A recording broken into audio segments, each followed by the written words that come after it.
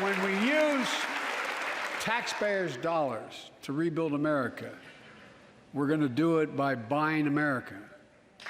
Buy American products. Support American jobs. The federal government spends about $600 billion a year to keep this country safe and secure.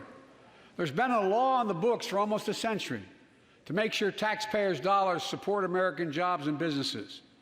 Every administration, Democrat and Republican, says they'll do it, but we're actually doing it. We'll buy America to make sure everything from the deck of an aircraft carrier to the steel on highway guardrails is made in America from beginning to end. All of it. All of it.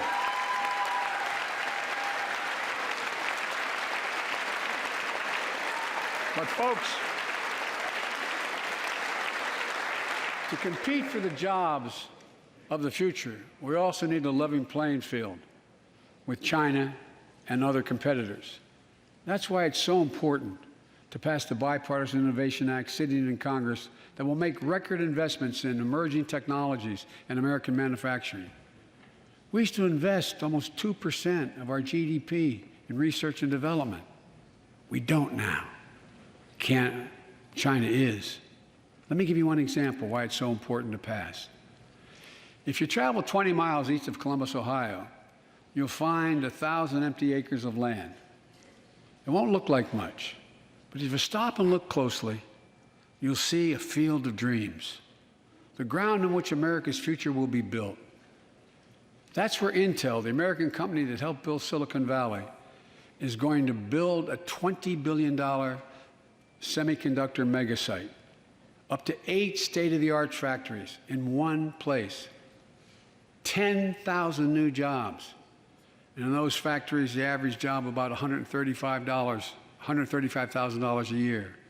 Some of the most sophisticated manufacturing in the world to make computer chips the size of a fingertip, that power the world in everyday lives, from smartphones, technology, the internet, technology that's yet to be invented. But that's just the beginning. Intel CEO Pat Gelsinger, who was here tonight, I don't know where Pat is. Pat, there you go, Pat, stand up.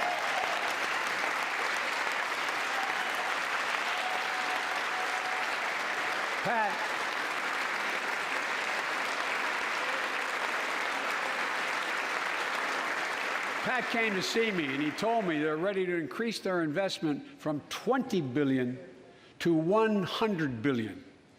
That would be the biggest investment in manufacturing in American history. And all they're waiting for is for you to pass this bill. So let's not wait any longer. Send it to my desk, I'll sign it, and we'll really take off in a big way. And folks,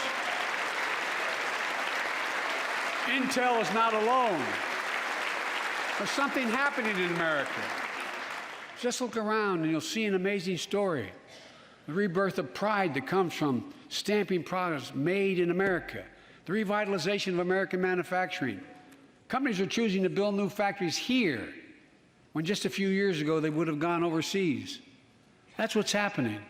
Ford is investing $11 billion in electric vehicles, creating 11,000 jobs across the country.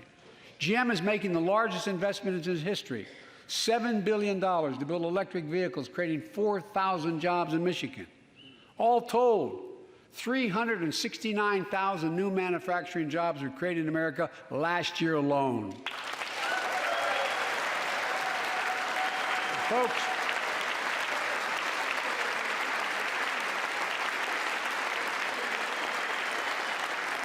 powered by people I've met like JoJo Burgess from generations of union steelworkers in Pittsburgh, who's here tonight. Where are you, JoJo?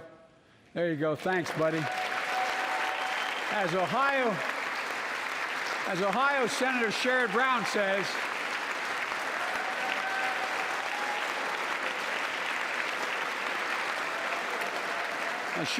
says, it's time to bury the label Rust Belt.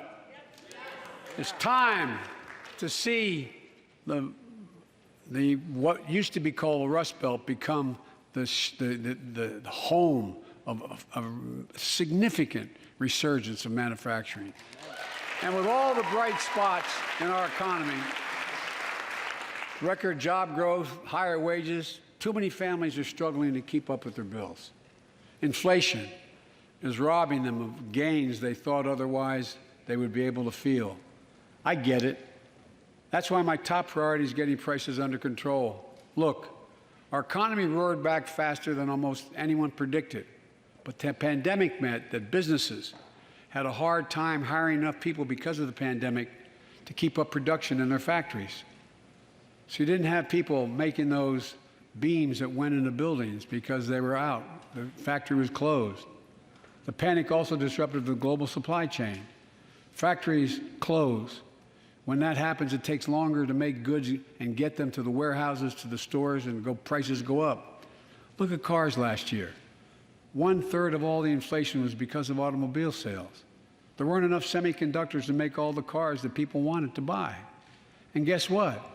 Prices of automobiles went way up, especially used vehicles as well. And so we have a choice. One way to fight inflation is to drive down wages and make Americans poorer. I think I have a better idea to fight inflation. Lower your costs, not your wages. Folks,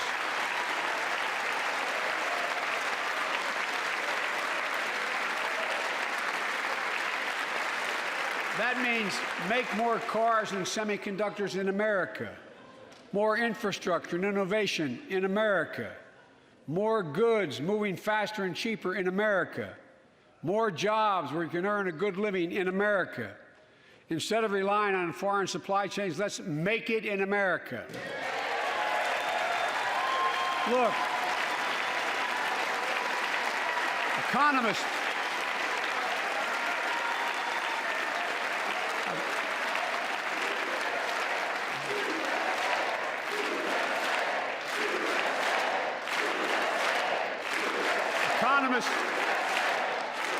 call this increasing the productive capacity of our economy. I call it building a better America. My plan to fight inflation will lower your costs and lower the deficit.